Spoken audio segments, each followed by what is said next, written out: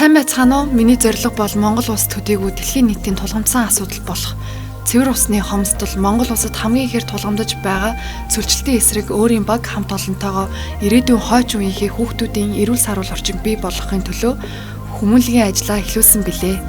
Дэлхийн ихэнх улсад тулгамдж байгаа энэхүү усны нөөц багасж байгаа асуудлыг нийтэд түгээхийн тулд эхлээд Монгол улсынхаа нийслэл Улаанбаатар хотын Налаах дүүрэгт Хөрсний эвдрэл ногоон байгууламжгүй 9 сургууль 14 цэцэрлэгийг сонгон хүүхдүүдийн цэвэр агаар ногоон байгууламжийг бүтээн байгуулахад 2000 гаруй мод тарьж арчлан гарбын оролцож байна.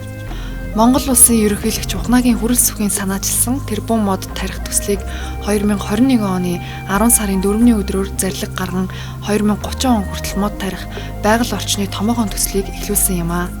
Энэ төсөлд аав ээжийнхээ төрлөх нутаг болох Арангай аймгийн төвд хүүхэд залуучууд өндөр наснуудын чөлөөт цагаа зөв боловсон өнгөрүүлэх, ногоон байгууламж бүхий цэцэрлэгт хүрээлэн бүтээн байгуулах төслийг санаачлан ажиллаж байна. Хийж байгаа зүйлсийг минь дэмжиж олон байгууллага хамт олноос хамтран ажиллах санал ирсээр байгаад маш их баяртай байгаа. Усны нөөц цөлчлөлтийн эсрэг хамтдаа